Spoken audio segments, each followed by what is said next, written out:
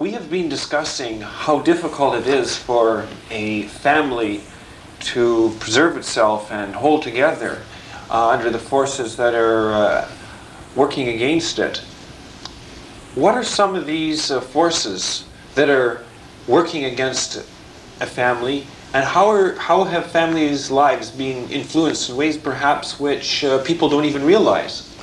Well, Bernard, now that we can look back over a sufficient stretch of time, like say 20, 25 years, it is now quite obvious to everybody that there was a plan implemented to affect the public and private behavior of ordinary citizens. We now know that because those who formulated the plan have spoken very frankly about it. They set out to mold our language, to accustom us to see much more explicit TV, to get accustomed to violence as if it was normal, to see violent and disruptive sexuality portrayed on the video, on the TV and in films, much more than our grandfathers or fathers would have admitted, or we would have admitted 40 or 50 years ago, and to change our mode of thinking and talking, and in general to lower the level of moral and religious expression in language itself, so that now our language has been vulgarized, and we use words today we would never use before. So that this is the first thing we have to fight against. There has been a plan to mold people's minds along a certain way, to de-Christianize them, de-Catholicize them, to a certain extent to de-Americanize them. Because now what's in hit upon is aid not the victim but the criminal. It's a funny turn of mind that the criminal has much more chance of pity and compassion than any victim, whether they're killed or raped or robbed or maimed or whatever it is. So there's an attempt to change our minds so that from the principles of justice and of chastity and purity and rectitude that we were reared with. That's number one. That's one difficulty we're up against. Another difficulty we're up against is this, that has now become very much, it's worse than smoking in public. You shouldn't talk about religion. You can't even say, well, I'll have a silent prayer. That is offensive, apparently. For somebody to say, well, I'm going to say nothing because I want to pray silently. That's very offensive, especially in little children. That violates the separation of church and state, apparently.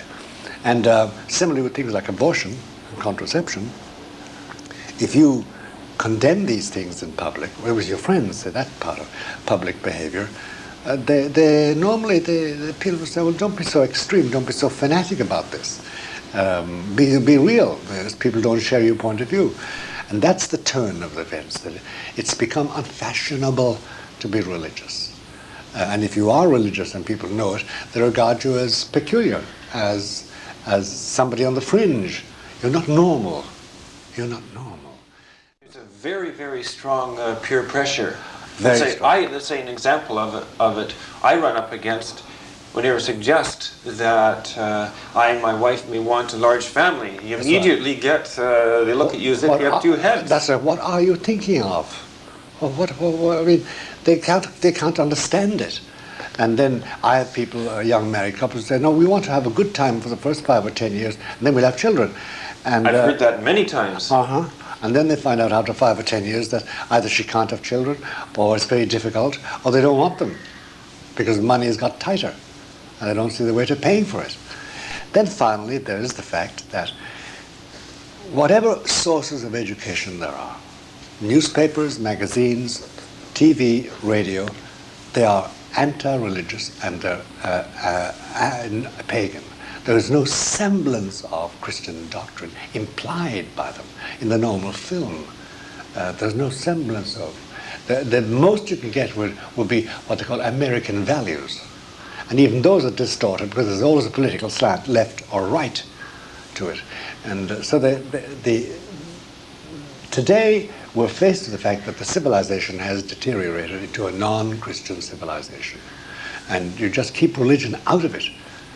Everything will be fine if you keep your religion out of it. Don't bring your religion into it.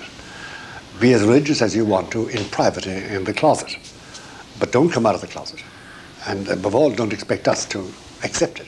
And it becomes difficult to pass it on to one's children because they're exposed to In school. television, school, blaring away at them that this kind of ideas are old-fashioned. And the behavior of their companions, too, who regard it all as fuddy-duddy, to be otherwise. And everybody's doing it, so why don't they do it?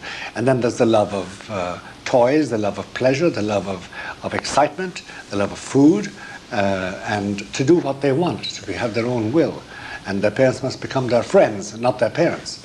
Cease to be parents and become their pals, which disrupts the whole idea of motherhood and fatherhood and sonhood and daughterhood.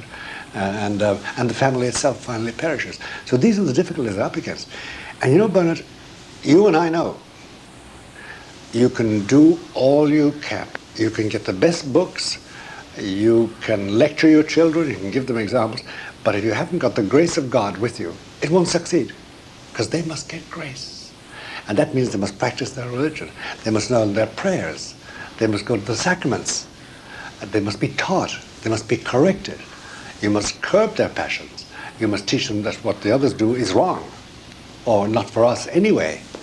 And that's very tough. Sure. Tough love is a very difficult love to practice as regards your children today, because they're afraid of losing their children. They want to be loved by their children. Whereas I don't think the destiny of parents is not to be loved by their children, but to be respected. Love comes later.